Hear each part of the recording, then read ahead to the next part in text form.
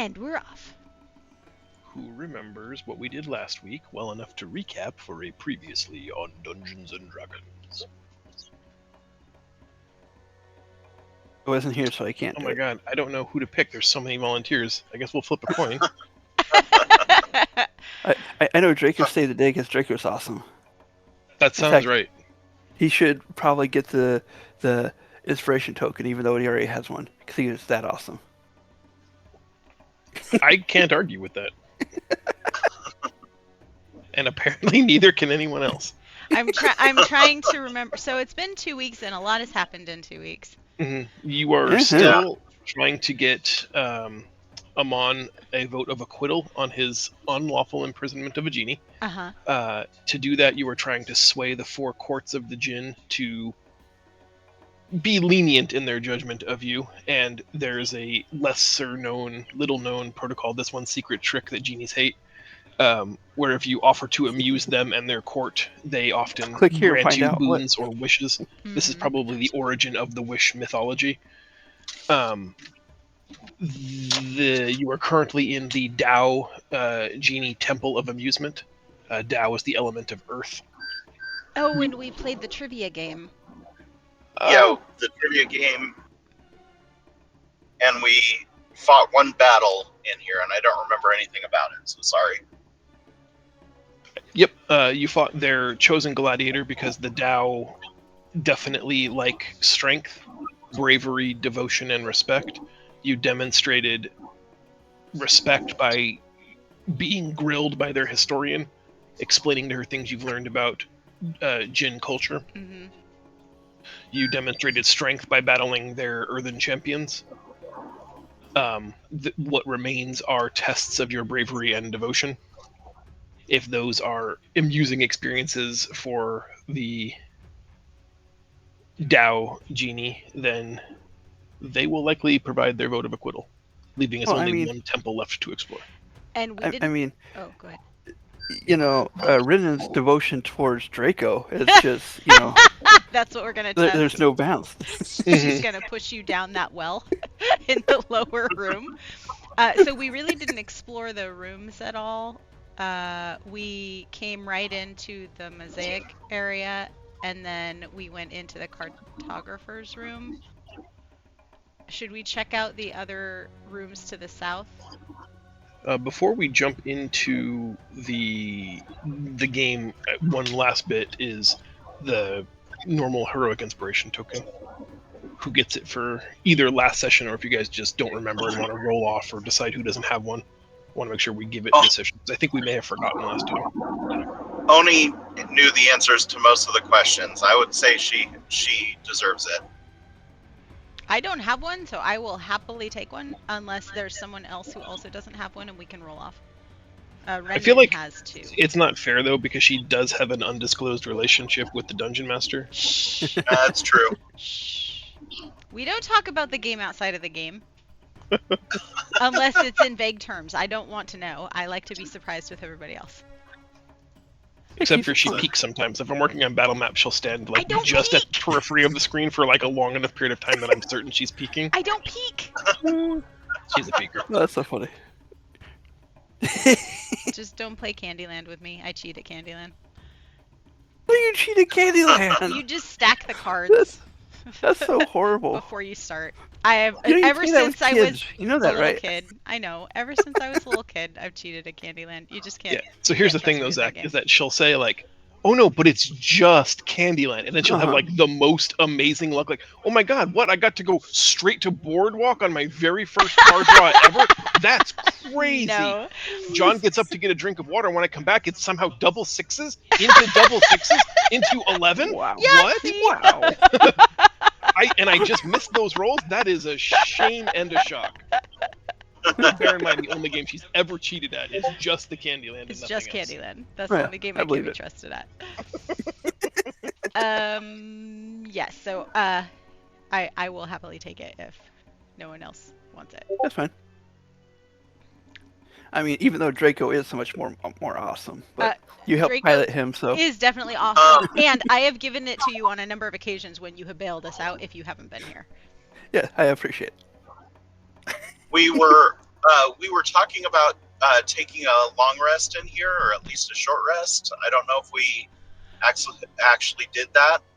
Ooh, I don't think so because I'm out of Wall of Steels The and hit offer dice. that was made to you is that the hospitality of the Temple of Stormkeep is available to you for a long rest purpose, but that has to be done outside of each individual Temple of Amusement.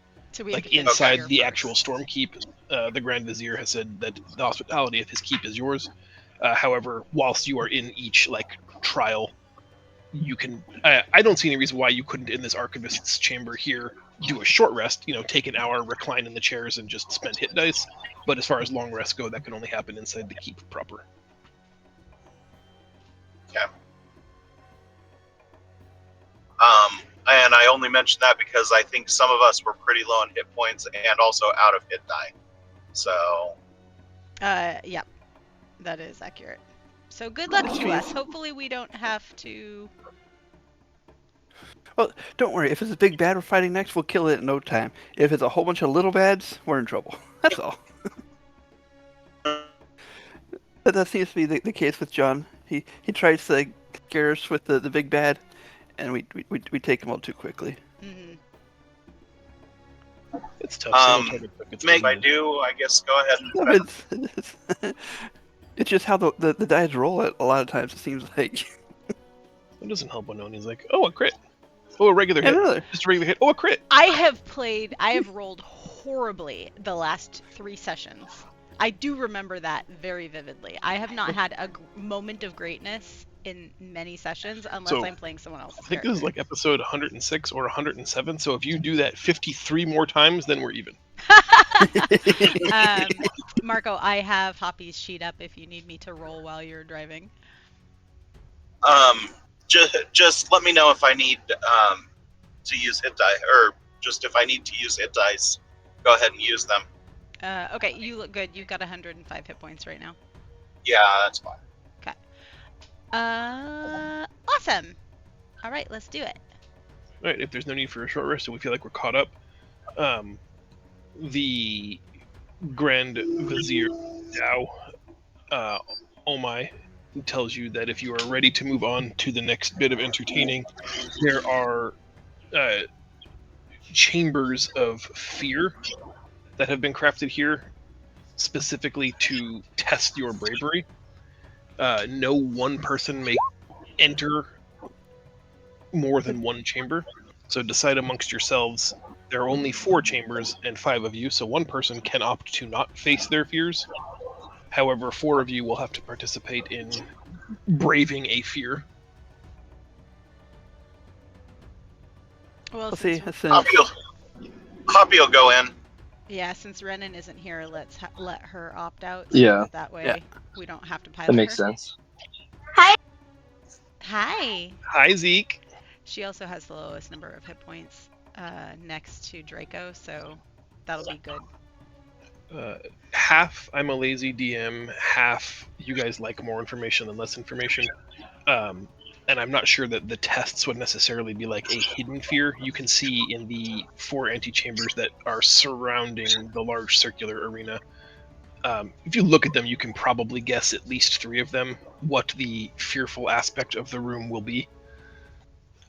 So decide who wants to go where. And you. Oh, yeah, I guess Mark can. Just fire up your laptop while you're driving, bud. No. So one of the rooms looks like it's filled with vines or snakes, and there's a small chest in the lower left-hand corner. Another one is filled with a watery pit that you can't really see anything below the surface of the water, so you know it's really deep. And then another one has... There's plates. Oh yeah, there's stuff on the shelf around the corner. And then the other one has a big gaping open pit of blackness. Where are you seeing this? The entrance. Bottom of the map. Scroll down. Yeah. Oh, I see. Okay. There's a big open gaping pit, and it looks like you would have to jump over the pit to access a chest that's chained up. That's So 3. Where's the those are fourth one? 3. The fourth one is I- up top, and it's got like some kind of plant. That's the one we should send Draco into. Because he can just charm Well- it. It's supposed to be a fear, though, so... Hoppy doesn't like to.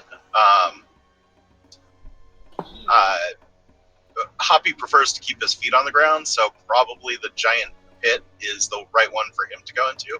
The one with whatever, either the roots or the snakes, whatever that is. No, I was thinking the abyss. Oh, because you're The afraid oubliette. of. Okay. So I'll put you Like, if outside we're supposed of to- that room. If we're supposed to do the one that we fear the most, then that's the one that he would fear the most. Are we allowed to support each other, or do we have to each go into a room at the same time? One person per room. However, like, I guess I would. I don't want to say you can support and then have like Draco cast spells through the wall. Like That's what I was asking. communication, but only one person per challenge. Okay. I got a question, though. At the very top, is that the person we're talking to, or is that someone we got to fight to get through? That's Omai. She's the Okay. head of the Daojin. So Okay. Draco, since you're a fire genasi, is water bad for you? Probably. All right, we'll move you down to the water room. Which I can leaves. do water. But are you afraid of water, or would you be more afraid of the snakes and roots, or? I probably whatever would be is- less afraid of snakes because I'm used to living out in the desert. Okay. Boots and cats and boots and cats and boots and cats and boots and cats. Then I'll put Oni with the snakes room. Alright. And Amon wants to do water, so Draco, you get the weird bush. Do we have to say it like that? you get this fancy room up here. It took some convincing to get you down there, but once you're there, you see that it's untrimmed and unkempt. Oh no! Who would like to go first? Sure, I'll go. Draco. Eh. Draco opening the door to this chamber, which, brief note, finding a map that met this criteria took a long time to find, and so it's not perfectly suited to the task that I'm displaying for you guys. So there are some artifacts on the map that we're just going to ignore, like the chests in each of the room. Those are just simply not there, but I couldn't find a way to my satisfaction, hide them or remove them. So I'm just going to ask you to, using your imagination, imagine they are not there. Okay. As you open the door to this room, there is, however, a large blooming plant in the center of the room and a stool next to it. There's a small torch on a sconce on the wall to the north. And as you walk in, you can see the plant slowly starts to writhe and twist so that its open face is now looking at you. Looking implies eyes, I guess. It doesn't have eyes. But it's, the open face of its petals are now pointing at you. And there's like a soft rattling sound, and you can see like a small cloud of dust begin to kind of just rattle out from all of its little leaves, and that dust cloud just slowly starts to permeate the room. And as it does, you can see your vision start to cloud and you feel lightheaded. In very short order, your last memory of your active mind is hitting the ground hard, and you wake up in a gray void, featureless liminal space. And I would like you to tell me what Draco is most afraid of. This is a space where the fear toxin of this plant causes a person to hallucinate their greatest fears. So as you explore that, what does Draco manifest from his subconscious mind? Yeah. The beginning, it's just completely nothing. No light, no warmth, not even cold. It's just nothing. That in itself just the silence of the feeling just kind of permeates him. Then slowly, looking around, suddenly the team members are all there, but all with their backs to him. And it's like he can hear them talking about him. He's not worthy. He's just a fuck up. How can anyone keep him around? He slowly gets more and more, trying to get their attention. And next thing you know, he, starts using his magic, trying to get the fire to get their attention. Hey, he's right here. He can help. What's happening? Still nothing.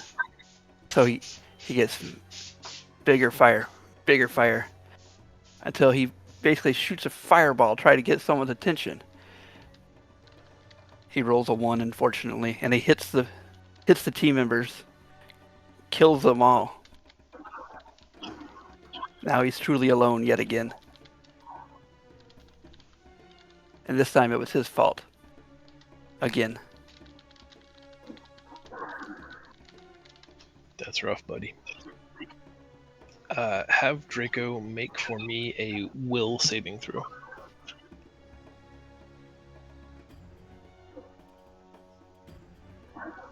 I would, but I don't know which one you consider will.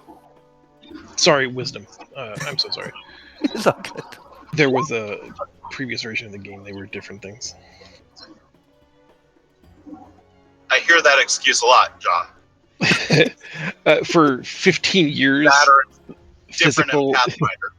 Yeah, they used the old D&D thing. It doesn't matter. Reflex, fortitude, and will were like the I'm fast, I'm tough, I'm mentally resilient saves.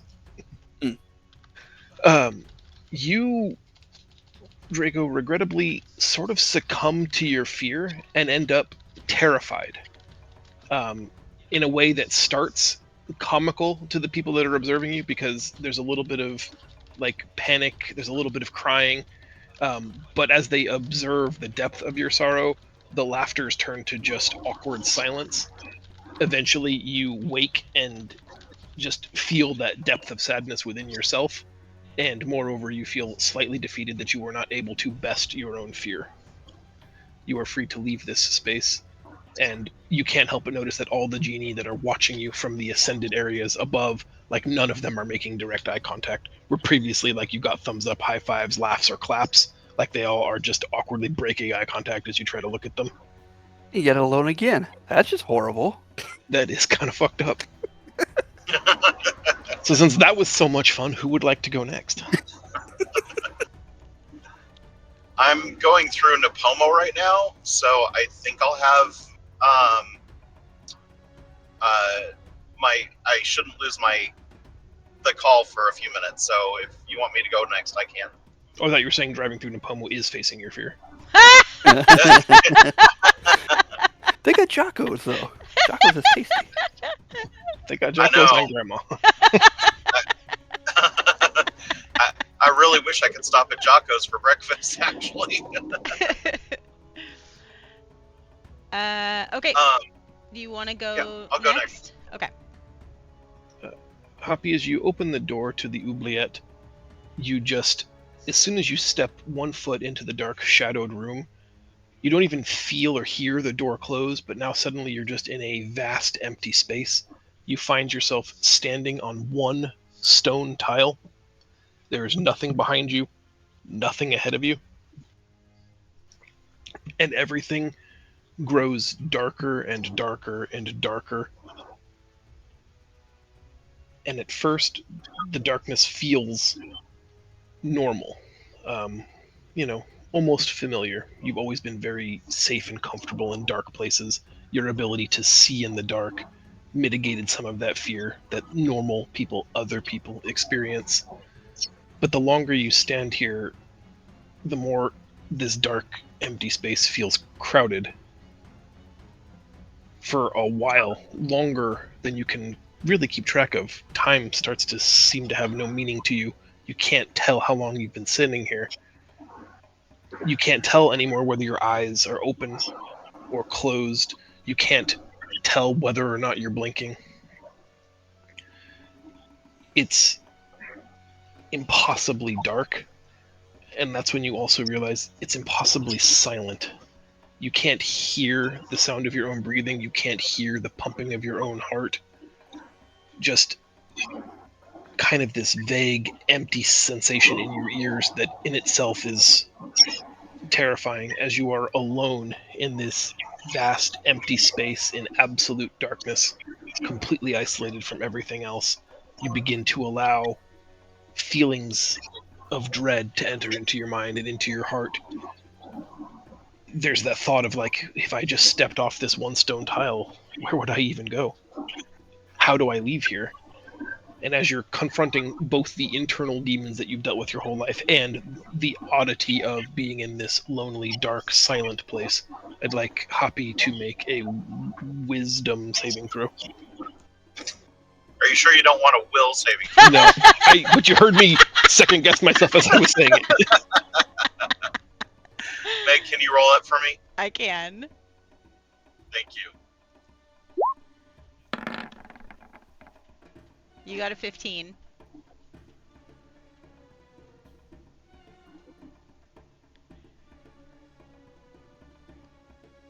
What do you think? I got a 15. Nice. Sorry, I lost my notes for a second and wanted to make sure before I read the response.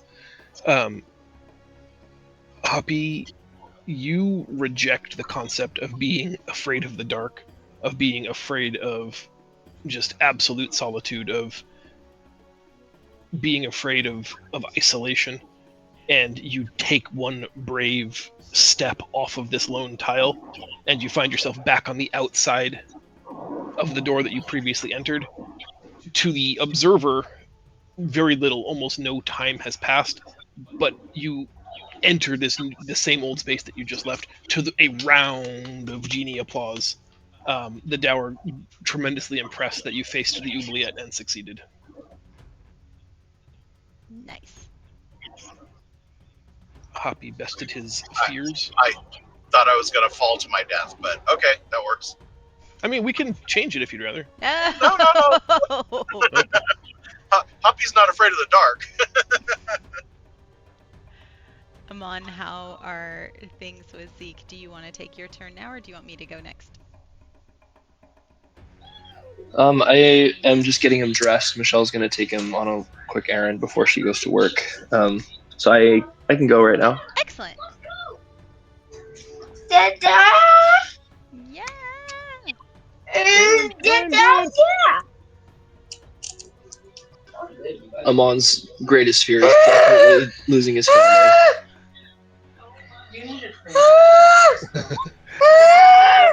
Oh no.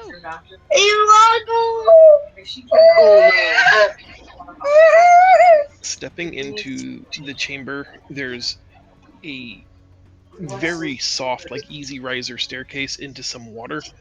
However, once you are submerged past your chest, the stairway abruptly ends, and you find yourself in the sensation of, bobbing, of just absolute weightlessness in very deep water. You try to look, but you can't see anything, even dipping your head below the waves. There's no bottom to this pit, and as you turn around to look at the stairs, those have also vanished. You see a limitless oceanic horizon in every direction. The water is transparent. It's well lit for the first 10 or so feet, but after that it just becomes murky and black. The unknowing depths could contain anything.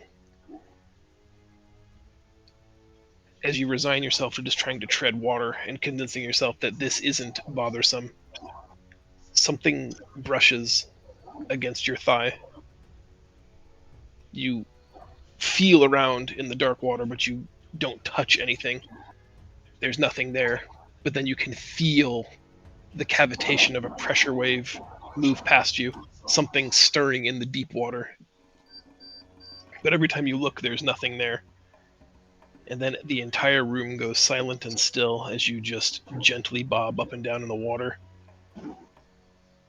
And you just cannot rid yourself of the sense that there is something beneath you, something in that infinite darkness, and it seems hungry.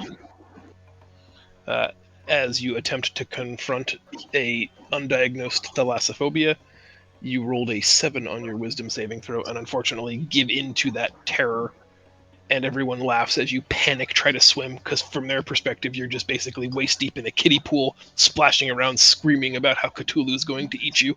Ah! Just like surfing. Just like surfing. As you scramble back up the stairs that suddenly materialize, you're out of breath, heart is racing out of your chest. You look back and it is just a small wading pool that is perfectly well lit, but for a moment that was terrifying, and unfortunately you gave in to that fear.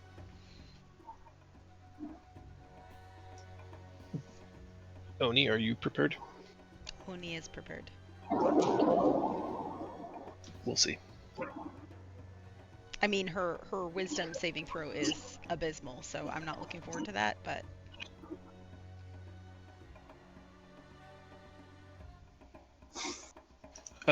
As you step through the door, the room goes immediately dark, and the orientation of your body, your sense of self changes.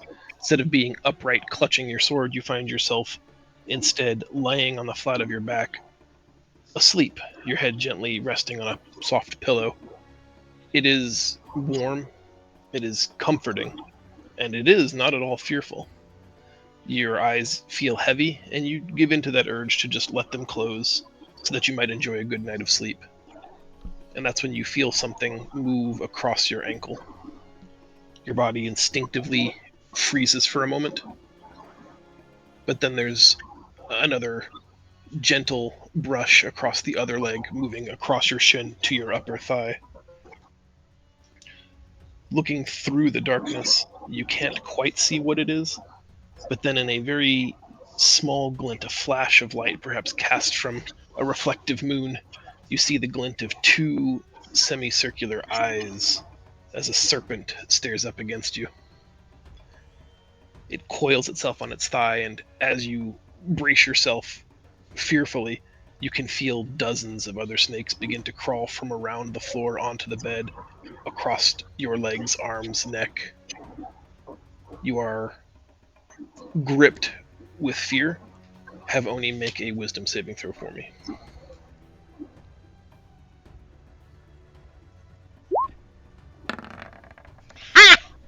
The best one out of us all. Jeez. Oni! Oni, you are mentally resilient. You do not succumb to the fear of these serpents. In fact, you've succeeded by such a margin, I would say that you even begin to playfully entertain yourself with them, letting them coil around your neck and arms, making friends, sorting them into teams and piles. Nice. See, and this is why Draco didn't take that one, because that would really be his fear too. Even when one of them begins to get like, a hooded cobra like reels back and tries to terrify you, and you just like gently pet it until it just nuzzles its hood under your chin and becomes your friend again. This was not fearful for you at all, or at the very least, if it was, you definitely confronted those fears quickly and effectively. There is an uproarious round of applause to have been so successful. I feel like being a gladiator, I would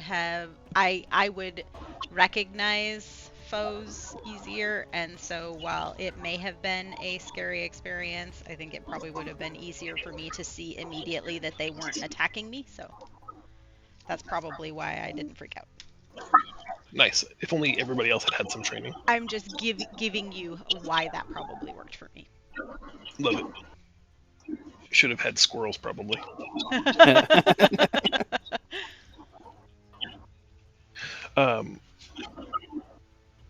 With that, Omai concludes your tests of bravery. Not necessarily declaring a winner or a victory condition here. She doesn't tell you whether or not she's personally impressed with your performance. But you do get the sense that even the people who were not successful perhaps definitely entertained the assembled Dao, which is kind of So we make it awkward. Yeah, I was gonna say, 2 people succeeded, 1 person at least was entertaining as they failed, and then 1 person was super awkward. So that's, maybe that's a net win. Hey, there are some people that like those super awkward things. That is true. If you are ready, the last test of the virtues of the Tao is to prove your devotion. If you are ready, then Omai is prepared to tell you how you could prove your devotion to the Tao. For only $9.95 a month. Let's do it. It's an exclusive membership. She escorts you past the large statue of the jade elephant, and there is a archway that contains a spiral staircase that leads down and out of this chamber. As you follow her, you notice that this is not a pre-constructed stairway. It seems to be forming about 2 or 3 feet ahead of her, with each step that she takes forming this downward spiraling staircase as she steps, reshaping the stone beneath her feet. Pretty cool. Hey, Oni, why can't you do that? Serious. Try harder, noob. Once you reach the bottom, which you now realize is probably an entirely relative term, you're standing before a narrow wooden braced archway that looks kind of like a primitive human mineshaft entrance. And she points, like with all of her fingers extended, sort of like gesturing like this way. But she doesn't step forward. All right. Oni steps forward. On we go. And still we go. And Still we go. As you walk through the mine shaft entrance, you eventually, after about 10 or 15 feet, exit into a large crystalline cave. It looks sort of like you are in like the top hemisphere of a huge geode. There are crystalline outcroppings everywhere, and you can hear her voice distant now on the other side of this mining entrance that this space needs to be excavated, these crystals removed, so that it might become a new entertaining arena for future guests of Storm's Keep. Normally she'd have members of the Tao do this. However, since you are in a position where you need to prove your devotion, perhaps you'd be willing to undertake this task.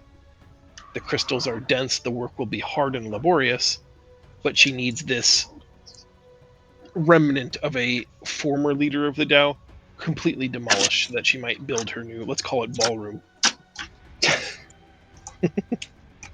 With an adjoining UFC arena. They're going to build a Catal pit on the lawn, too? Okay. Oh, it's a skill challenge. Alright. Ready.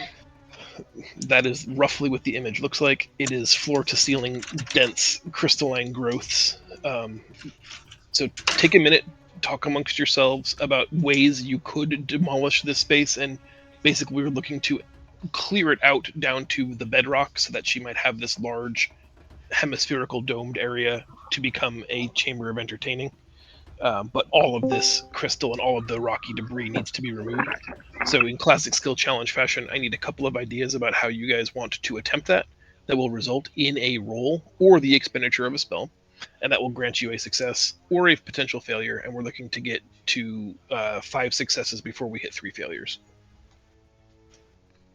Okay. Draco, what spells you got? I'm sorry, I missed the setup on that. We have to figure out, using our characters' materials or skills, how we are going to excavate the crystals from the room as a skill challenge. Well, Hoppy is just gonna start digging, probably with his hands. I think I still have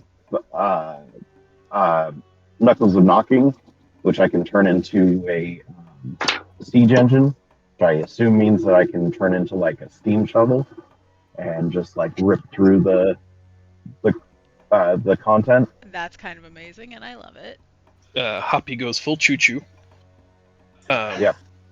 Can we have Hoppy make a strength check then? Utilizing the siege engine function of his gauntlets, I'll give him advantage on that strength check.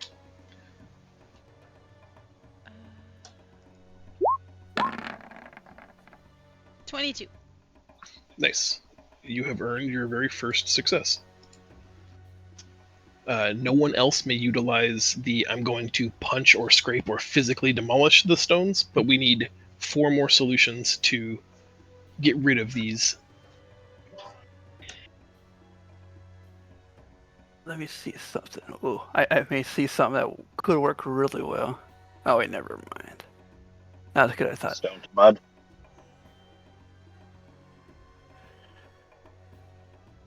Okay, Draco, so well, I got quite a few spells we can choose from. We got Transmute Rock. Hmm. Let's do that one. Mm-hmm. We got. Where was the other? I've got nothing, so You get your arrows. You can shoot stuff. I got Tidal Wave to sweep them up. Or in the same spell category, I've got where is it at? Just thought. I could have Moto do some ramming, but I feel like that might fit into the category of Hoppy doing the same thing. Yeah, that feels a little samey to me. So let's make a decision on one of the spells. Let's do the Transmute Rock first. Okay, shall we transmute the rock? Yeah, you, Draco, have no problem taking large quantities of the stone and just liquefying it essentially through your nature magic, and that can easily just turn into a rocky sluice that's dripped or pushed or drained out of the cave. That is our second success. I need 3 more successes. Renan can Thunder Wave a bunch of it to obliterate it. I would say that might be mechanically different enough. I will give you She's another gonna try success. to turn it into glitter, which Oh, she boy. is then going to pocket. Then we can't get rid of it. Glitter's there forever. I know, that's why she wants it. No, but it's gonna be stuck in the cave. I know, and it's gonna get all over her character, and it's gonna be hysterical. Yeah, I'm telling her that you put glitter in her pocket. She's gonna love it, I believe. hmm Maybe. She's just gonna be able to Can mark, we add a mark bucket of people glitter with to her glitter. inventory? Yes, I will be doing that. Oh, I had Hoppy selected. Dow crystal glitter. 2 more ideas on how we could excavate a crystalline geode cave. That isn't pulverizing the rocks, that isn't ripping them out, and that isn't using magic to turn them into something else.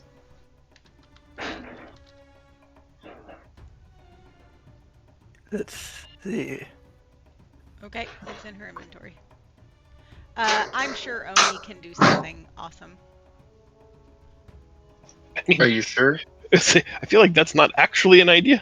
Let me look. Let me look. I mean, she is a remarkable athlete. Yeah, I think unless you can tell me how that remarkable athleticism translates into an idea that's not, I rip them off the wall with my brute strength and push them somewhere else. Because that was kind of Hoppy's gig already. And he wore it best. Okay, hold on. I'm looking.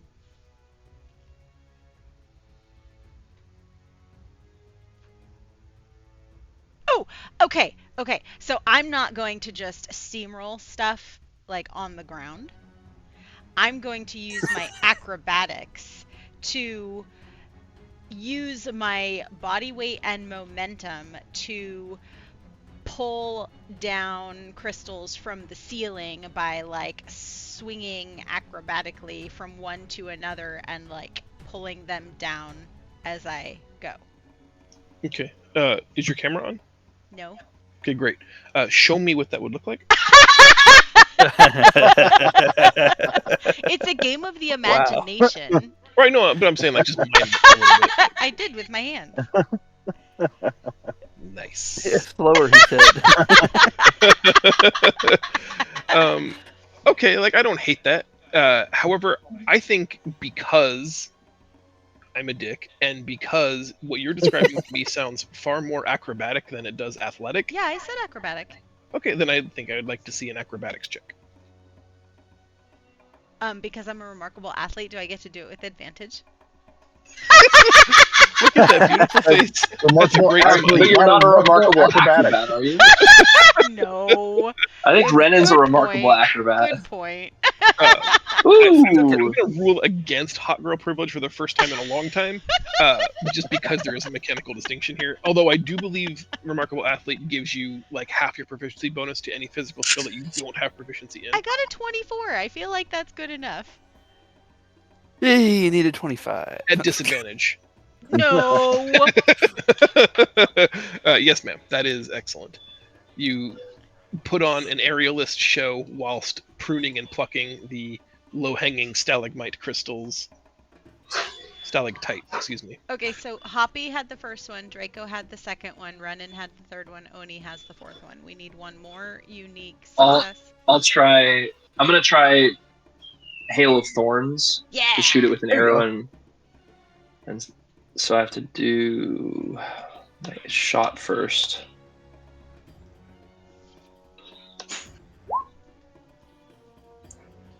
And then the bonus action is Hail of Thorns.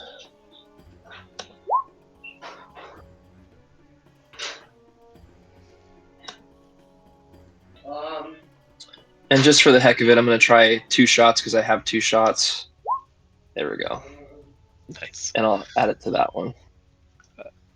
As Oni is plucking them from the ceiling and dropping them, I imagine like there's like a shooting gallery aspect that could be incorporated here of Nice. you pulverizing them with the hail of thorns damage to make them more glitter.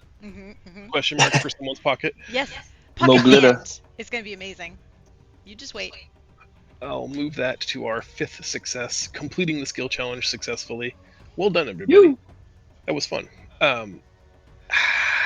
After several hours of work, you have manipulated quite a bit of the stone and crystal out. However, there are some huge, dense pockets of very sturdy, very resilient crystal that are just more stubborn. Have they met Hoppy? I was going to say, Hoppy would probably be the first person who gets called.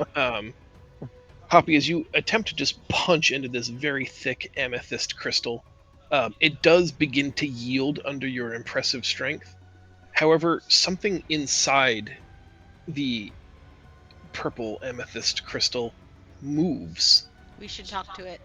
And there's this a new pet. brilliant lime green light that's sort of shining through it. This would be the first crystal in this chamber, anyway, that creates its own light. A lot about this seems unusual. I would say. We should talk to it. Yeah, I'll try talking to it. Whilst you're all doing that, can we try something new that we've not tried before as a group of people in this game? Yes. Can you open the journal and go to the characters tab and see if you can drag your character from this journal onto the map? Yep. I cannot. I can. Well played, Happy.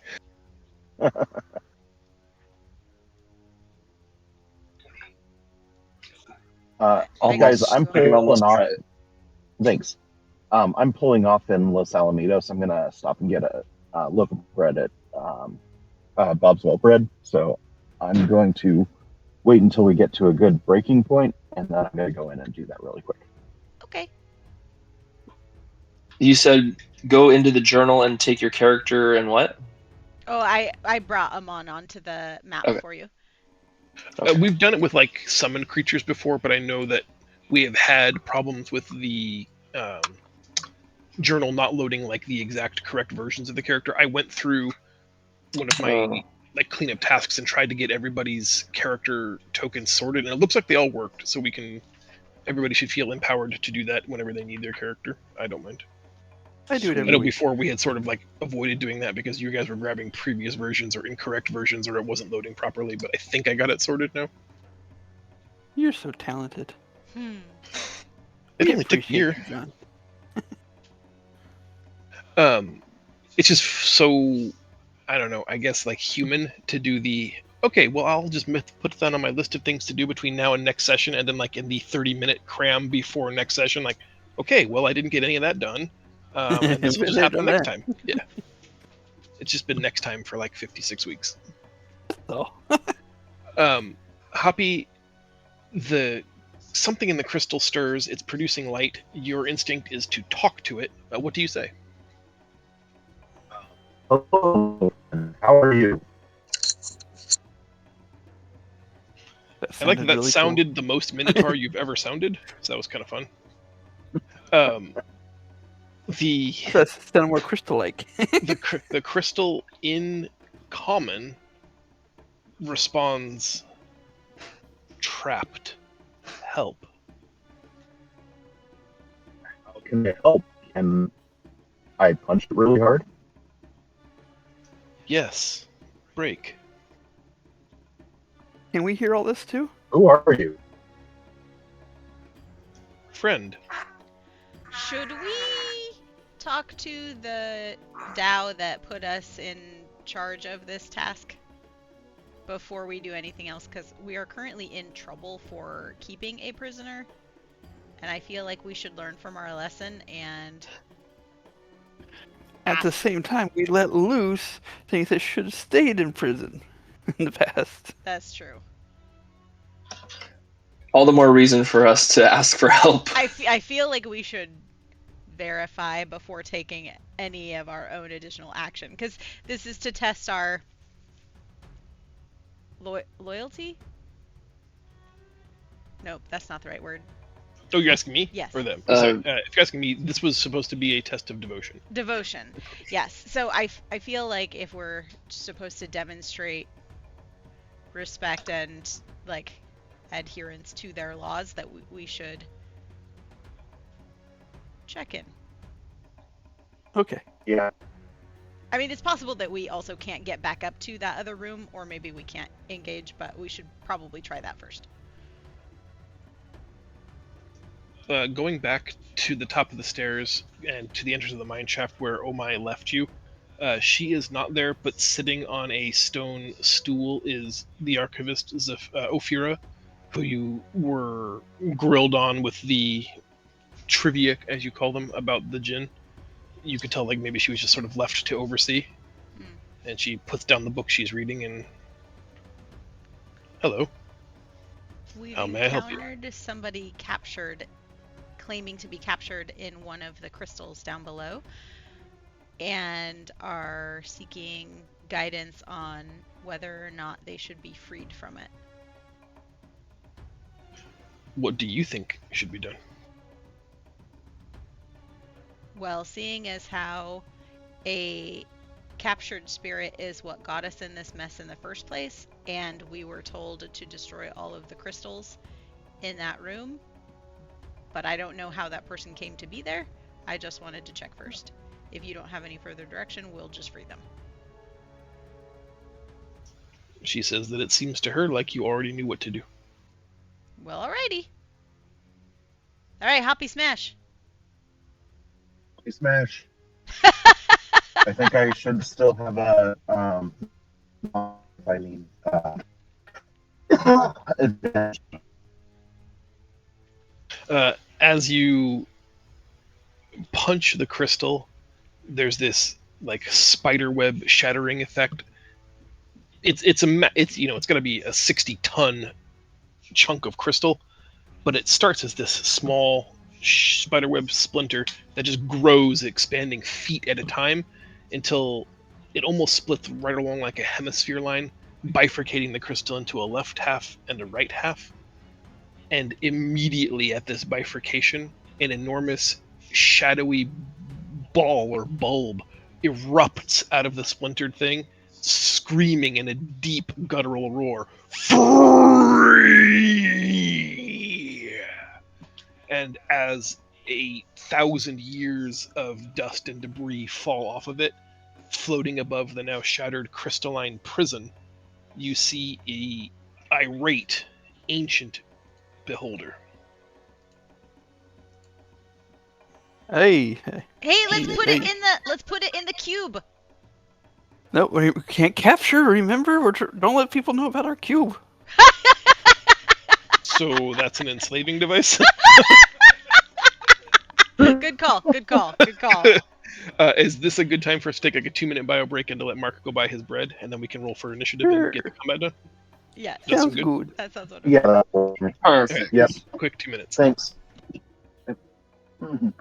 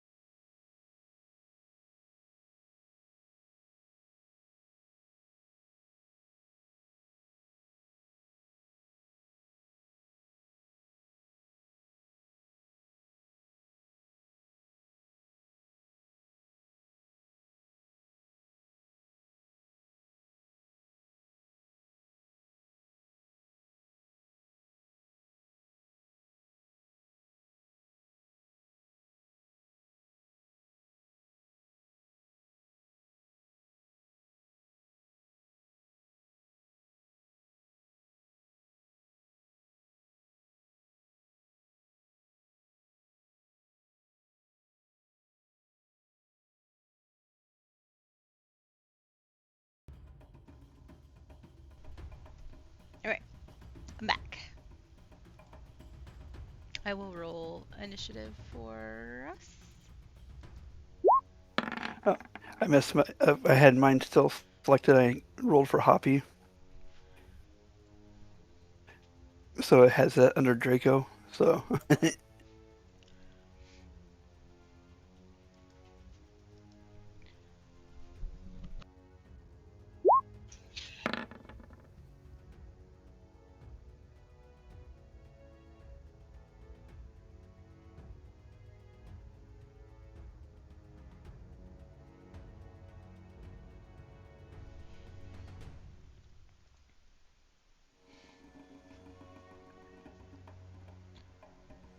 Is the beholder on like level with us?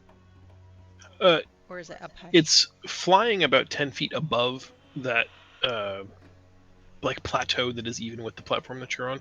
Okay. You don't have a good way to display 3D. height. Yeah.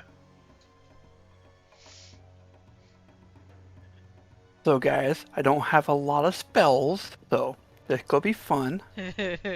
Yeah, sorry. I used quite a few of them.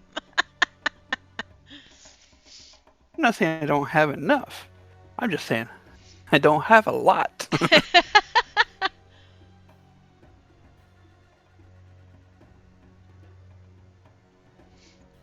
All right, is Amon kicking it off? Oh yeah, we can go without Mark. All right. I'm gonna shoot the shoot. Needle drop.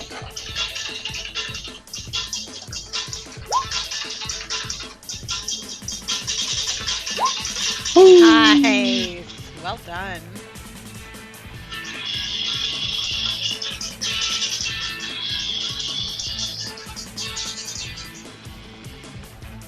And a 20. Gotta open up our chart.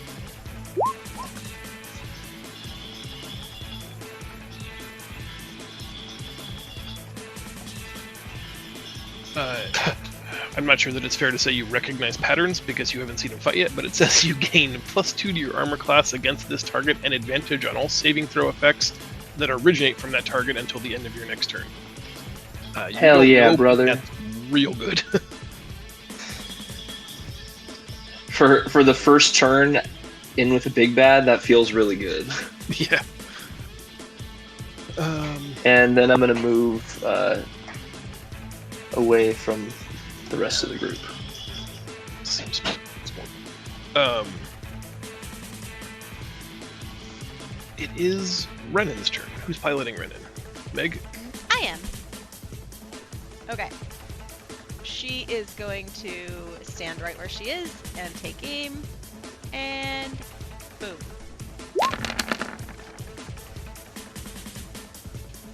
For 37 damage! Because she's amazing. She only gets one shot, right? Correct. Okay. And that's her turn. Oni. Alright, Oni is going to... Nice. Okay, can I melee from here? Given that it's only 10 feet up. You're short. You don't have a reach weapon, so no.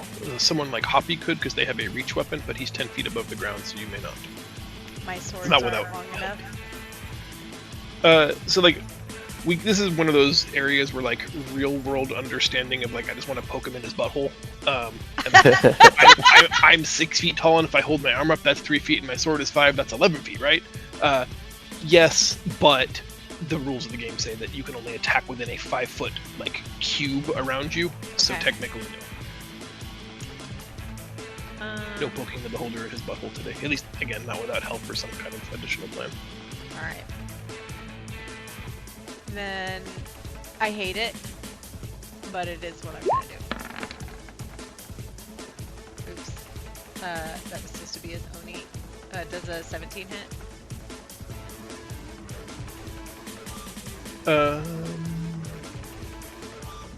It's +8, by the way. And you're still complaining. I have to look. It does not. It misses. I can literally never hit with my bow. Hey! I hit. I get Crit. three attacks, right? Is that all that it takes? Can literally never do this.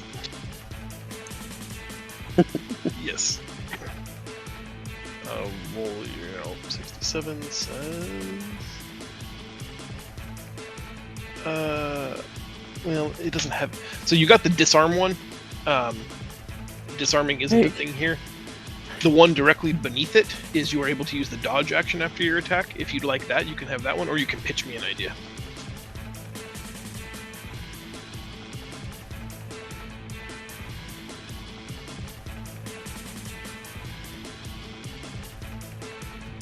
options? I mean, Give me 67 again. Sorry. 67 is the one that disarms the opponent, which he just doesn't have a weapon, so there's no effect there. So you can come up with something that feels like a mild combat disadvantage. The other option that would have been directly beneath it in I know. Could I startle it and force it to drop 5 feet so that it's in melee range? Not a disarm, but... Sure. I'm okay with it. Yes. It's 5 feet as you poke it in its butthole just enough to let out some of the Hey, hot air. I shot it with my arrow. It turns out that it was not terribly relevant this combat for you, Oni. Actually, maybe you wouldn't even know then. Yeah, I'm going to actually pretend I said nothing. As you shoot it with the arrows, its ancient, dense, leathery skin is barely marred at all by the shots of your mundane arrows. It seems to have had no effect.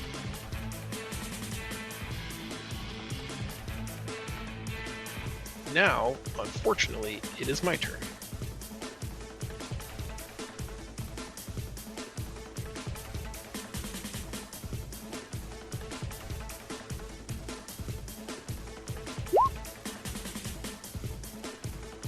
I rolled a 2 and a 5.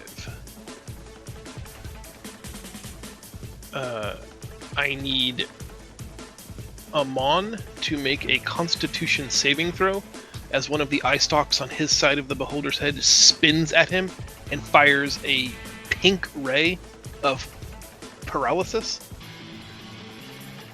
And 5 is... oh no. Against Renan, Fortitude. And Renan also Hey, needs to 21 make a Constitution. Constitution. I said the wrong thing again. Tell Mark. He's listening, he's just not talking. 17, but shouldn't have been on advantage. But it's still his first roll. So. Yeah. Alright, so in the Renan situation, we have an enervating ray. She succeeds her Constitution saving throw, which is really good. You take only 13 points of poison damage. That's good. And from Amon, I need a Constitution saving throw, not a Dexterity saving throw. We can apply the same thing if you want to keep your roll of 13, but just make sure you... I don't know what your Constitution bonus is. Hey, Daddy. Yep, I'll get it just a second. Sorry, I'm headed back to my computer. No worries, Zeke you're just good. got home. Hi, Had a Z! Couple minutes of break.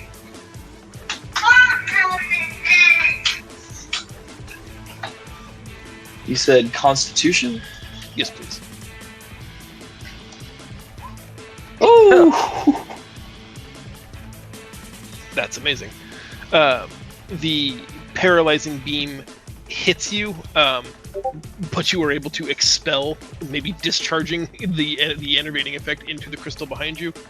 You are not paralyzed, but you realize how badly that could have gone. The Beholder is his his easiest enemy right here. He's the bane of the Beholder. I know, you got nothing on me.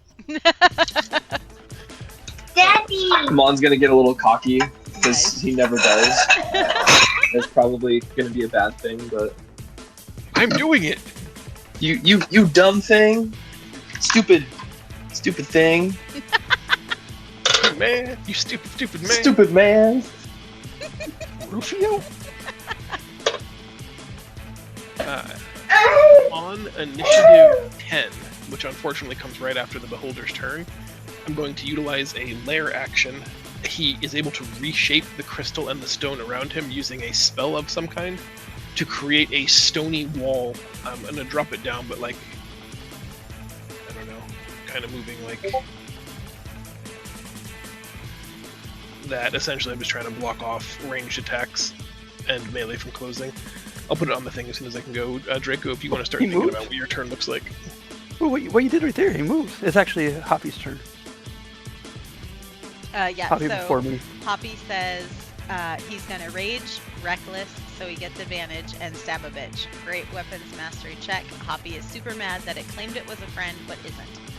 Also, he barely has a connection and can soak 3d6 damage from anyone who needs it. So, let me hit the buttons.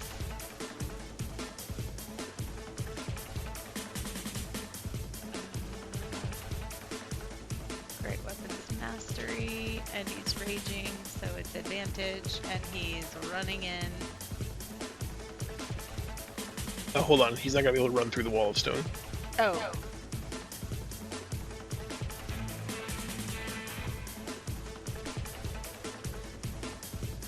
That was cool though earlier, John. You had it where he was attached to the path you did, and he was going around in a circle. Yeah, I was trying to show like my intention to draw it. Yeah. Yeah, but it was cool though. I'm like, ooh, that's good to know in the future for something. If they're dodging around for us.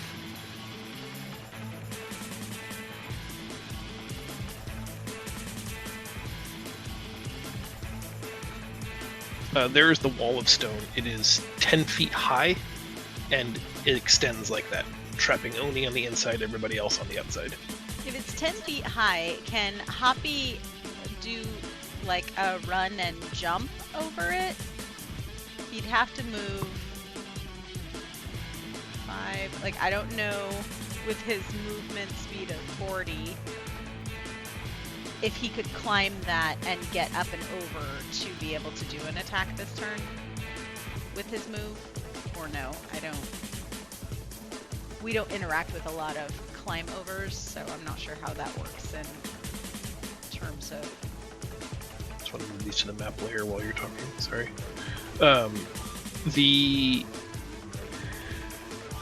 There is a deep answer. The shallow answer that I like to use in my games is just to not care about the vertical height in terms of measuring. I don't want to do the Pythagorean theorem every day. So it will just be like an additional 10 feet of total movement. I would need a athletics check though, and a failure to do that means he's probably not going to be able to do it. It will also, his climb speed is half his normal move speed. So, yes, and all told, I think he still ends up on the inside, or at the very least on the top of the stone wall for sure. If he'd rather stay there, for example. No, he would like to be in place to attack. Okay, then yeah, he drops, climbs up, runs across, drops down, and is now in the playpen with Oni. Okay, great. You may need the Knuckles of Knocking later, Marco, but I got you into the fence right now, so I'm just gonna have you attack. Okay, and he said stab a bitch. So do you do that with horns, with your warglaive? What does he usually attack with? His glaive almost always. Okay. He's typing. Yep, okay. 25! Seems good.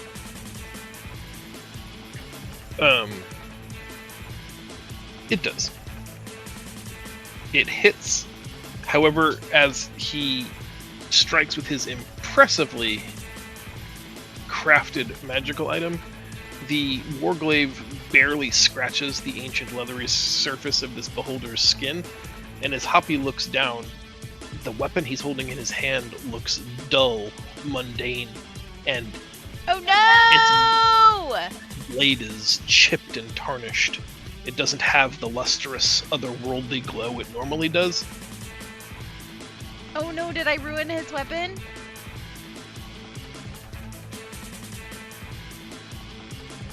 Uh-oh.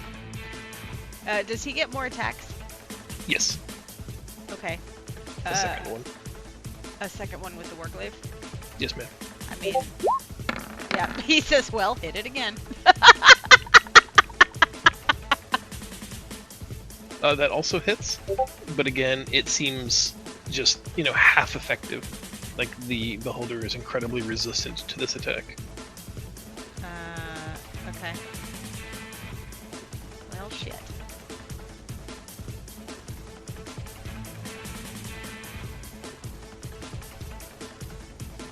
does he get to do anything else? I'm sorry, I don't. No, Hoppy's good there. Yep, That's all. that should be all of his Okay. actions. Now it is Draco's turn.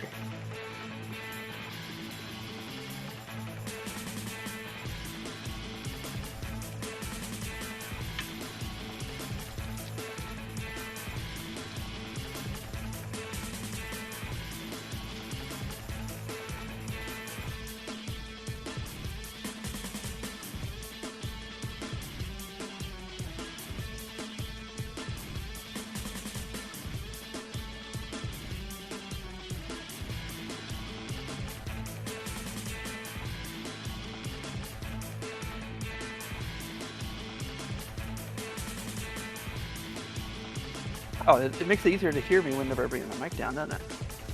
It does. Hey. Okay. Hey, how's it going, guy? So,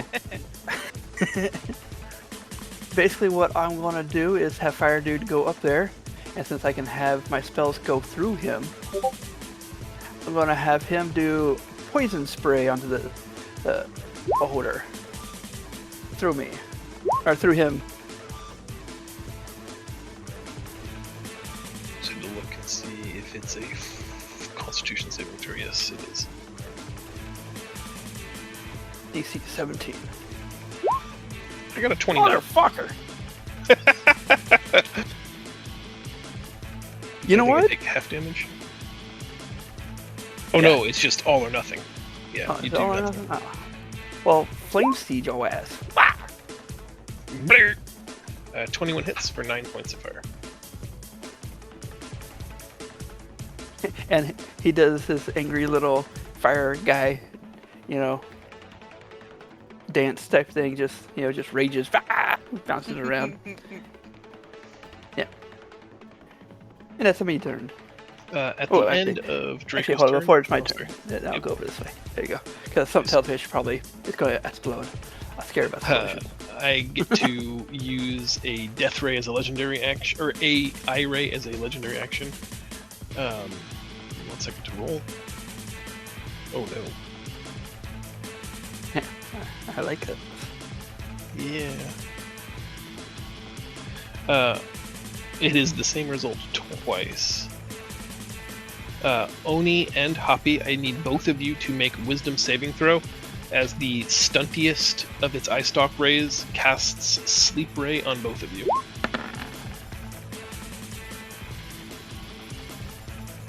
Oh, 22. Does he actually have advantage? I don't know. I just have it toggled on for his attacks.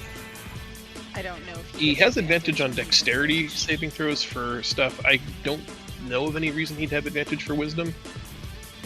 That'd be 9. I could be wrong. I just sometimes I say I know that he doesn't in a way that I'm being diplomatic, and this is just I genuinely don't know. I don't think so, but He says only dex. yeah, I thought so. All right, so unfortunately, Hoppy is put to sleep by the slumbering ray of sleepy time. Oni, you resist it, however, and are not put to sleep. Okay. At the beginning of the round, it is Amon's turn.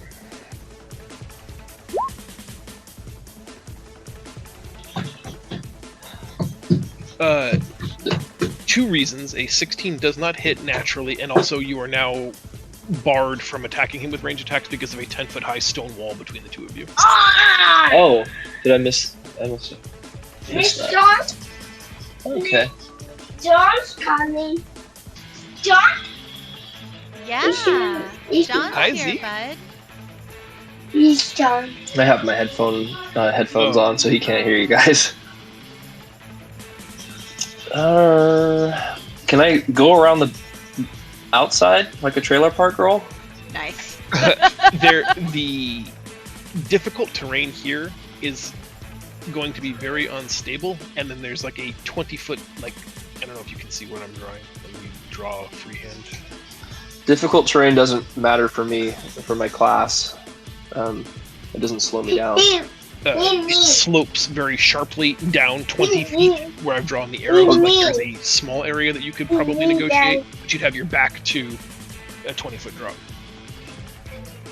In me. Can I climb? I mean, 10 feet's not out of the question to climb. That's true.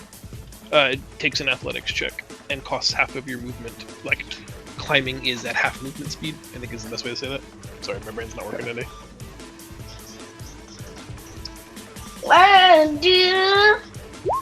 Yeah, dude. I was looking for a 15 to climb a smooth crystal wall, so unfortunately Amon is not able to scale it. Alrighty. Oh, Bessie.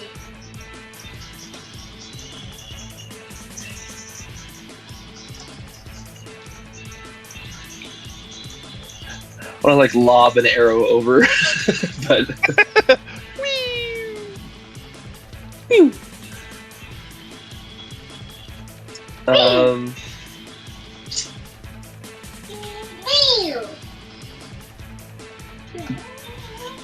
because I wasn't looking at the map and didn't see the giant 10-foot wall, would you consider letting me call Mike instead of wasting my shot on a wall that's in front of me?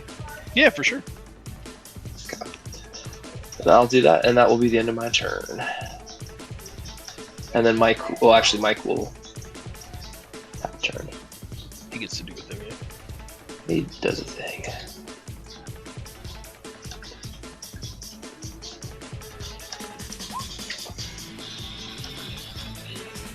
He can try to do a thing.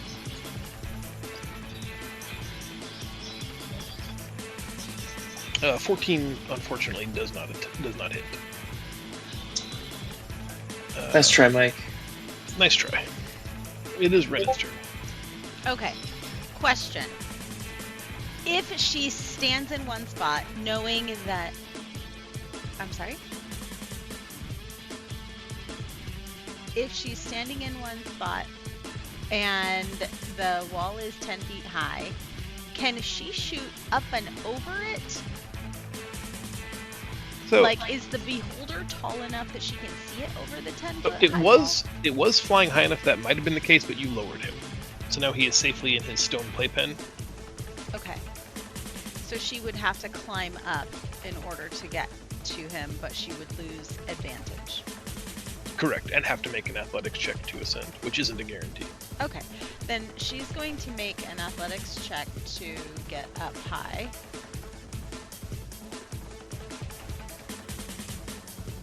Athletics or acrobatics? Athletics. 15 was the number, so that is successful. Okay. If she stands here, can she shoot it without penalty, or does she need to be closer to the edge? I think she can shoot him from there. Okay. Then she does not get... But she doesn't get sneak, though. And she doesn't get sneak. Let me turn that off. She might still get sneak because there's an ally in range, Because right? stuff is in range. Okay. Because she's got an ally fighting it. Oh.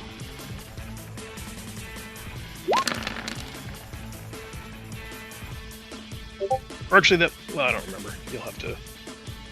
I'm gonna say yes. I'm pretty sure it works out. I don't think a 15 hits though, so. It does not. Okay.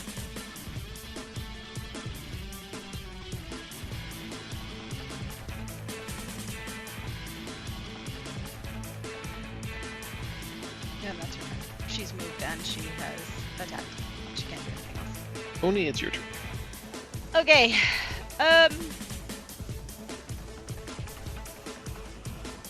Well, here's the deal. She saw what happened to Hoppy's warglaves, but at the same time, like, this just needs to be addressed. So I have a feeling that Oni would probably just go for it. But she's going to try to sever its tentacles. Like when she's attacking, that's what she's going to be aiming for.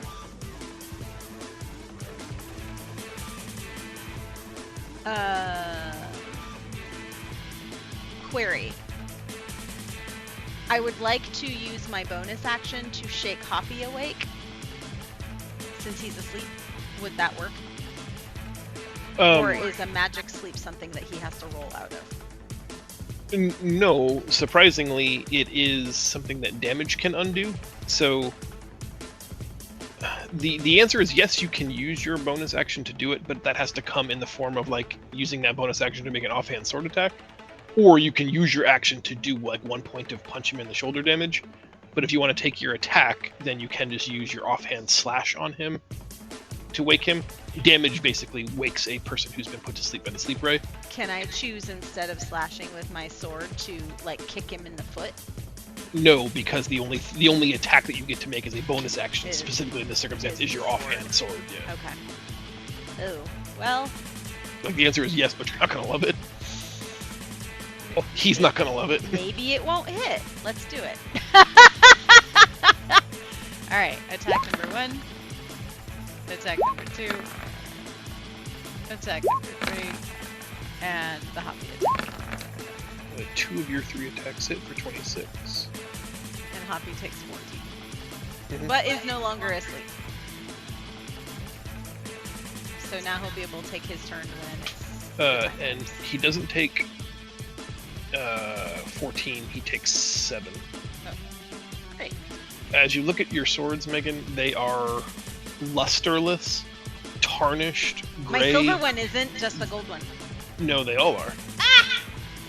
And it's never more resounding what has happened than when you hit Hoppy and his barbarian charms resist the draw of your blade. Hoppy has resistance to bludgeoning, piercing, and slashing damage from non-magical weapons. Okay. That's gotta suck. Only there was someone who knew anything about beholders. Quick, someone investigate the beholder. The beholder, who just refuses to be investigated by you.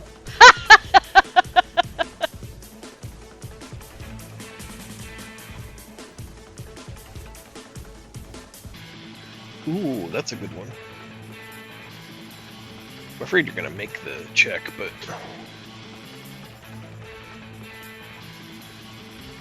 Oh, that's fucked up. Hoppy needs to make... Oh, is it charisma? Or wisdom? Sorry, I have to read the thing. Give me one.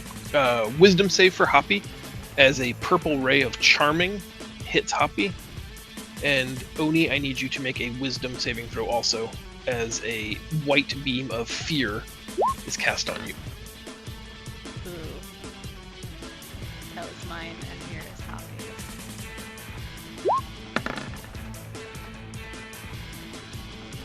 Nice.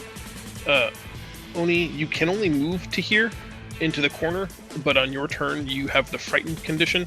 You will do your best to move away from the beholder, and you may not attack the beholder Okay. until the end of your next turn. Hoppy is charmed for 1 hour or until he takes damage. So on Hoppy's turn, I will have him make a single attack, like no multi-attack, just one basic bitch action in defense of the beholder, which on... Ooh, that... I wombo comboed myself? Because I feel like Hoppy would probably attack you, and then the damage to you is going to undo the fear. So I like this that's plan. That's not great for me, but I think that's the way that shakes out. Oh no, it's the other way around. You're feared till the end of the turn no matter what. Charm is undone by damage, so I did not wombo combo myself. Had I successfully charmed both of you, that would have been interesting, because you would have hit each other and then snapped right out of it. That would have been hysterical. That is... Ooh. There's no attack of opportunity for me anymore, Nope. because one of you is afraid and the other one of you is an ally. Yep. So I'm going to move...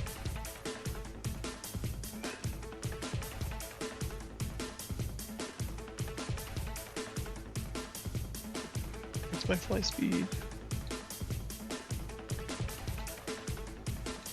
I'm gonna move there, floating over the cliff face, the sheared off crystalline cliff face. It is Hoppy's turn. On Hoppy's turn, he makes one basic attack on Oni.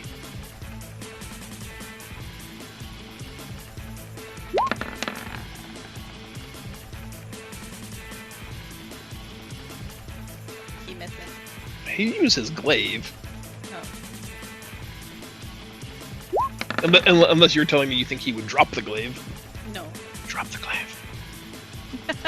Sorry, I Uh, actually hit it no. twice. No modifications, no power weapon or whatever he's normally going to do, but does a 23 hit you? Yes. Great.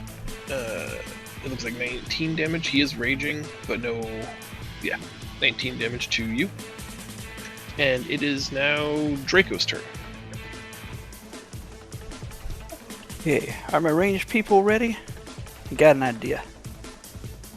Make it happen. Casting daylight to blind the mofo. All these eyes, he won't see that one coming. Nice.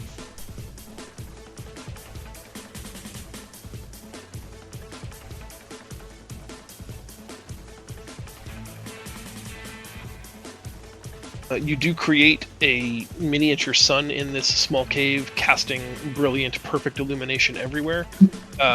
There is one weird wrinkle in this circumstance. There's a small 30-foot cone in front of the beholder that remains shadowy and shrouded in slight darkness, as if the sunlight cannot reach that small sliver of space directly in front of the beholder.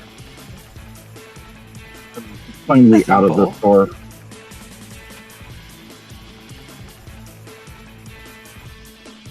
Okay. Well, fire dude. He's going to flame seed. I mean, it does hit for 4. That's how we'll beat him. There you go. It is a monster. That's annoying. Okay. How do we get rid of that? Hey, come on. Question for you. Yeah. Do you know anything about beholders? I feel like we've run into him before, but I don't have the notes handy. Should I do a check on him? Yeah. All right. There's gotta be a way to take it I'm down. gonna use my hunter's sense to see what's going on with this mamma jamma. You know that his best saving throw is Constitution. You know that he doesn't have any specific vulnerabilities. He has resistance to non-magical damage. He has the ability to shrug off and completely ignore many forms of magical attack. He cannot be prone. He always flies. He controls the environment in which he lives effortlessly and will often imbue parts of the area around him with bits of his own magic, allowing him to conform that space to his will. The most notable thing about beholders is that they have multiple eye stalks, tendrils at each end in a small eyeball, and each of these eyeballs has a unique magical attack that can run the gamut between charm, paralysis, fear, slow, enervation, telekinesis, sleep, petrification, disintegration, and instant death. However, the most important thing is its central eye, the giant eye just above its mouth, permanently emits a cone of anti-magic field. Anything within that cone does not function. Any magical items within its cone frontal eye don't have their magical properties whilst they are in that field. Summoned creatures disappear, spells fail. So we go to attack him from behind, where his big eye can't see us. Yeah, you gotta take him from behind. Gotta take him from behind. Or try to blind his main I eye. also want to try climbing the wall again, Success. which Oh, and like you rolled a 20 Oh. and a 9. yeah, I pushed it twice on accident. Okay, yeah, 20's good. You're up. Okay. I can't shoot it, but Mike can attack it. But he doesn't get advantage. I got a 17. 17 misses, unfortunately. Nice try, Which Mike. means we now know its AC is 18 because I think we missed on the 17 and hit on a 19. Yeah. Oh, Uh, we can assume it's 18. Yeah. I guess it could also just be 19, but I've Yeah. let the cat out of the bag on that one. Yeah. Brennan's turn. All right. Brennan's gonna try to shoot it in the eyeball.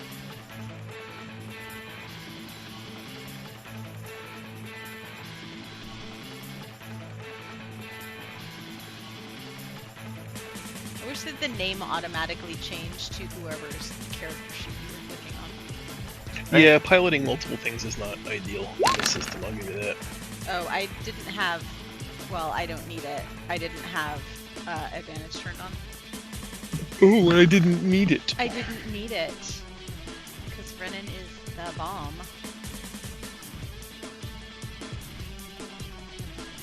Fart bomb. And she was aiming for its eyeball. Its big eyeball. There are some creatures in D&D that have like specific targeting mechanics, but as a general rule, you can't just target something's eye because that's what everyone would always do. Oh. Yeah. Okay. That's With the a end of 31. that TED talk. It's a good one. You can tell me if you like this one, because for her, this effect is actually not hard to acquire. You feel it's imperative to press the advantage you maintain whilst maintaining awareness of your surroundings. You can choose to gain advantage on any attack you make between now and the end of your next turn. Normally that's a pretty good one, but because she can sort of auto-generate advantage by not moving, if you think she wants to move, then great, she gets advantage for free, but if you want to pitch me a different idea, I know that one feels a little lackluster for a rogue.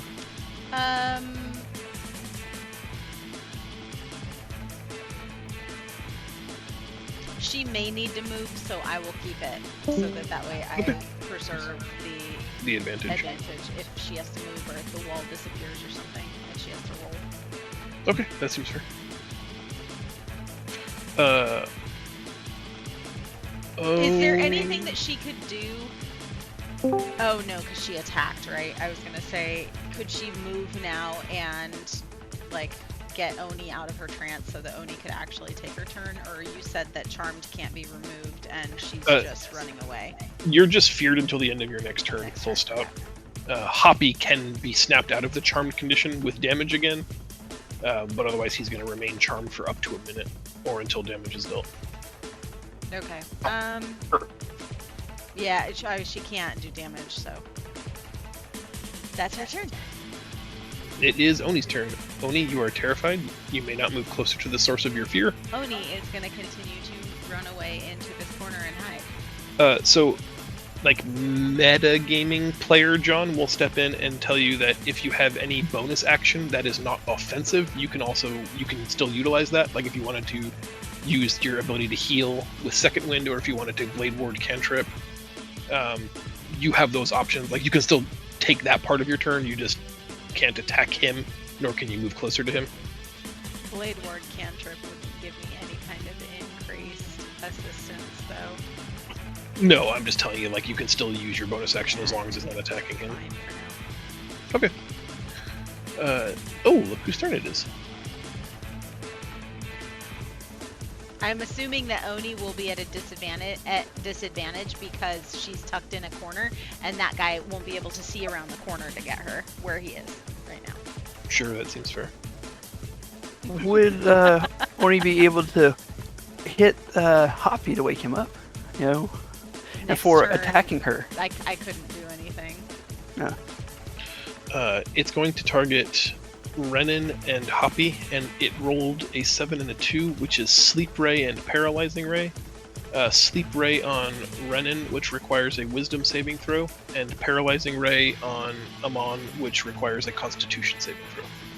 Amon or Hoppy? Amon. Okay. If I said Hoppy, I apologize. I was clicking on his token to try to... Ooh, she got a 4. So Renan's asleep.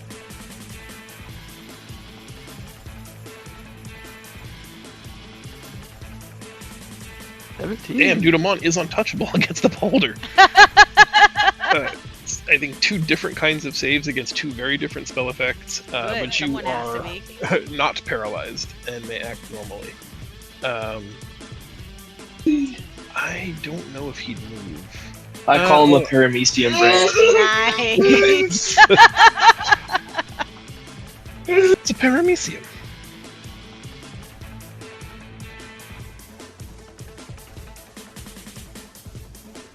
Uh-oh. It's running away. It's running away.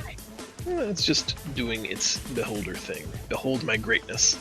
It is Hoppy's turn. Hoppy remains charmed and will use his singular attack action to attack someone that is...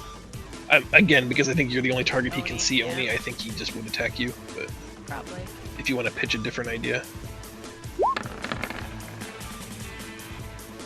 Neither I hit, think the so 14 that's misses. perfect. Yeah, that's good. Yep, I'll take it.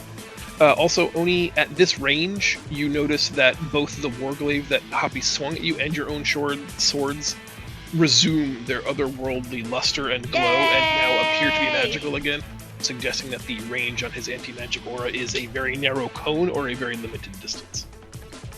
Excellent. That's wonderful news. Guys, Draco, I'm your back. Can you hear me? Yeah. Yep. Been fighting with my Okay. fucking headphones for the last 5 minutes. Oof. Not as good as you were with the charmed, beholder. so you're just attacking me each turn. Thanks for that. Excellent. You're welcome.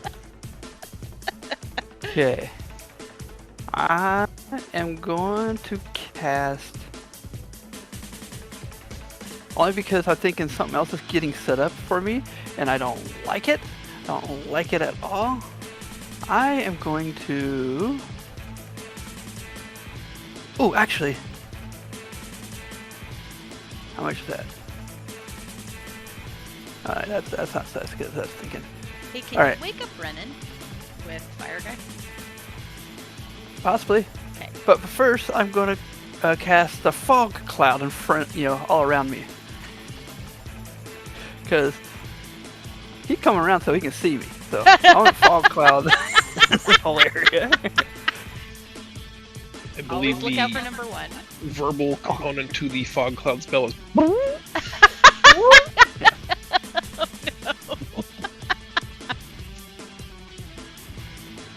I believe I have a visual asset for that, but it is taking forever to load. Okay, it's a 20-foot sphere, so I'll do.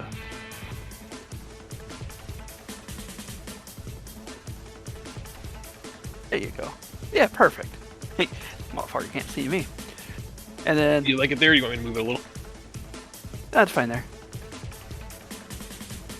And Fire Guy will go. Do you want me to get Renan or Hoppy? Ooh.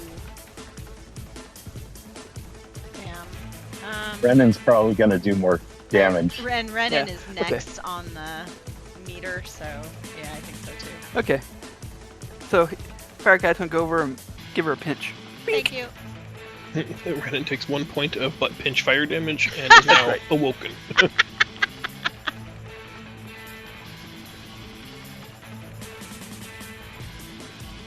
So it's up. I gotta take off in about 10 minutes.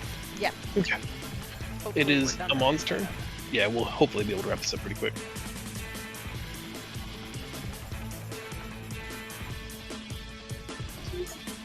Alright. I feeling cocky, and I feel like this is going to be the turn that it bites me in the butt. I believe in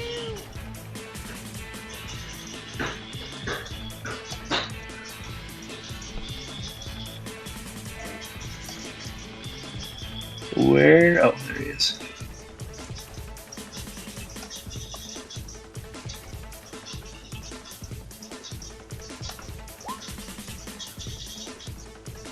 Oh wait, do I have advantage? I have advantage on my attacks? Is that true? I don't remember from what. I know that the thing has disadvantage against me. I just couldn't remember if I have advantage against it. Daddy, No, I don't think so. I think it's just it doesn't. hit Daddy, you. watch him die. Hey. Still get 200 marks.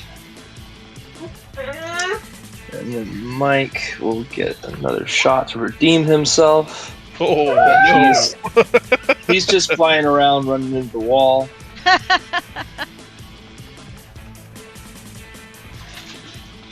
Jeez. Green. Renan's turn. All right. Green. Renan is going to attack.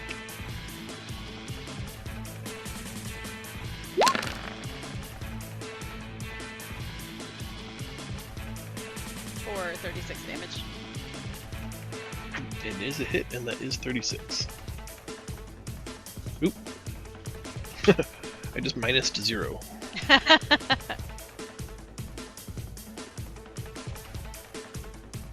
And she's done. Yep. Oni, your turn. The fear subsides. You are no longer terrified of it. I am going to come over here and I'm going to. I would have to use my bonus action. Can I use my. So here's what. I want to use my bow and arrow, my longbow, to try to shoot that guy. But I also want to shake Hoppy out of his charm. So would I shoot him with longbow on the third shot? Sure. I think you'd have to come to like the corner here Yeah. also to be able to get line of sight. So I don't think you could even. I don't think you have the action economy to kick him. But I think if you put 2 arrows in the beholder and 1 arrow in Hoppy, that works.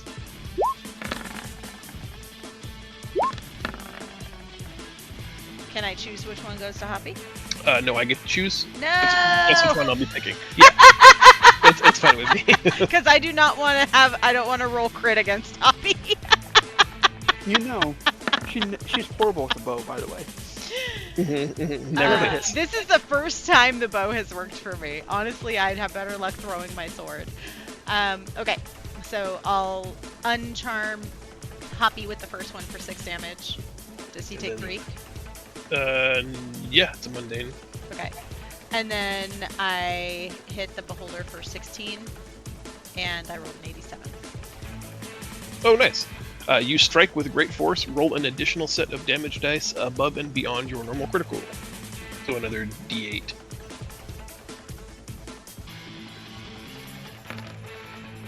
What?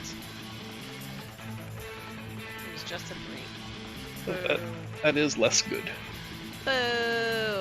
Okay, and then I'm going to tuck myself back here so that it doesn't have line of sight to me. Ha! I love when you feel like you're being clever. You have the most adorable smile. Alright, we have 5 minutes. Let's The do face of someone who cheats at Candyland. it. Having only 2 great targets, it's going to target Renan and Amon with 8 and 10. Oh no. Is 10 the death ray? 10 is Death Ray. No! It's alright, he's never failed a save so That's far. gonna So be with the Amon, first is Petrification Ray at Renan, which requires a Constitution saving throw. Oh, she got 20! Ha! Nice. She does not immediately turn to stone. She is not restrained. She shrugs off, no effect. Nice. The Death Ray requires a Dexterity saving throw as a beam of black enervating energy heads right towards Amon. I believe in What you, Amon. will happen? Dexterity? Yes, please. Yeah! You take only half damage, and there is no negative effect. You take 25 points of necrotic damage. I want The rider on the spell of instantly dying does not apply to you.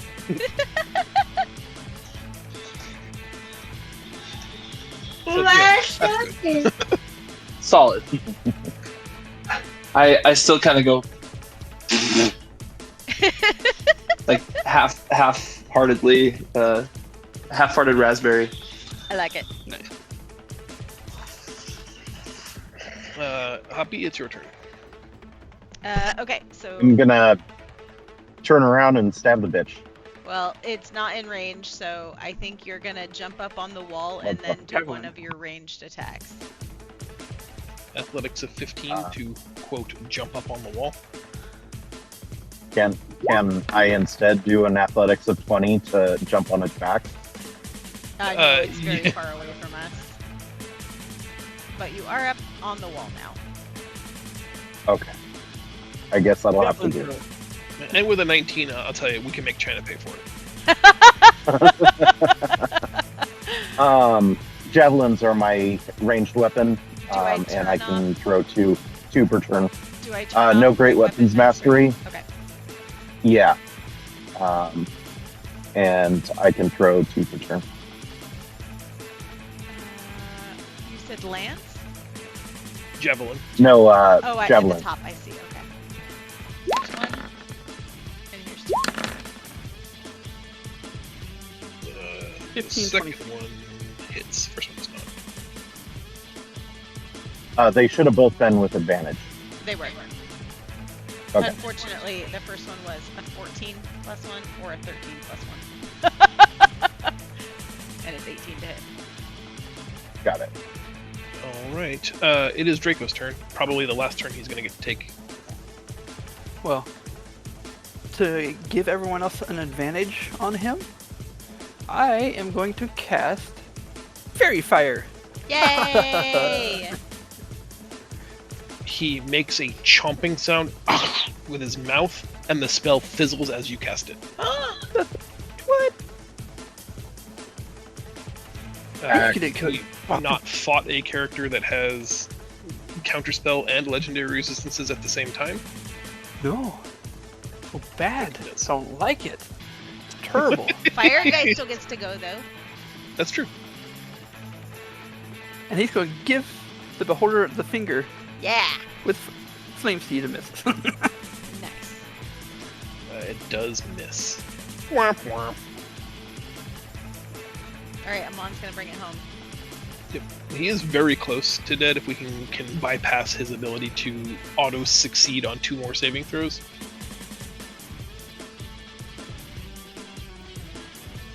It is cool though, we're finally finding a beholder, you know, one of the classic monsters Mm-hmm. in D&D.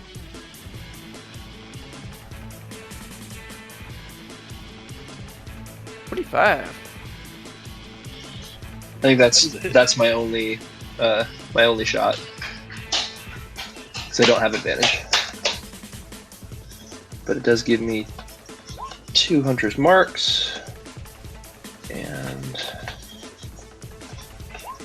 What happened? Oh, and Mike poor Mike, is man. just he just can't get it up today. Oh no!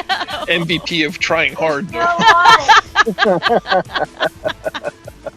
Alright, Renan's turn. If she can land this hit, I think that probably does it. 29, right? Yep. 24 to hit for 29 damage takes him to -4. Yay! We did it! The beholder dies Yay! and gasps out like a deflating balloon. I'm gonna go stomp on it. And the wall disappears, and we all fall. So the people that are up there fall 10 feet. Which unfortunately kills Renan, but That's okay. She could do an acrobatics roll. Alright. If we're losing Zach, as we are losing Zach, do we want to just end our session here? Unless you can yeah, it's quick. Or do we have more to do down here?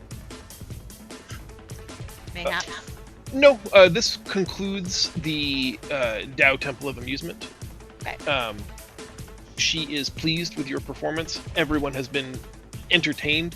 She chuckles that there was a chance you'd find something down there that needed to be disposed of, and she's very pleased to see that you had no difficulty in taking out the trash. Nice. Yeah, no Perhaps the difficulty reason they had not whatsoever. excavated this into a entertainment venue prior to now is because a long time ago someone locked a beholder in there and said, nope, we're just going to leave it. The next tenant will take care of it. The remnants from the old leadership. I like it. I like it. All right. Can we, if we are done and we have her blessing, can we do a long rest so that when we do the last challenge next week, we are stocked up? Sure, I'm fine with that. She does Yeah.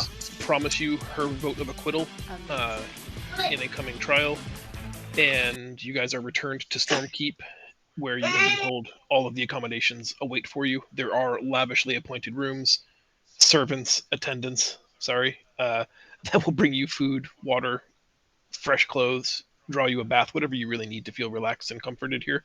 Yay! and you may gain the benefits of a long rest. I have long rested for you, Hoppy, and I did for me Thank and you. for Renan also. So our character sheets Really are quick, up to speed. I just got to Buellton. Is there any reason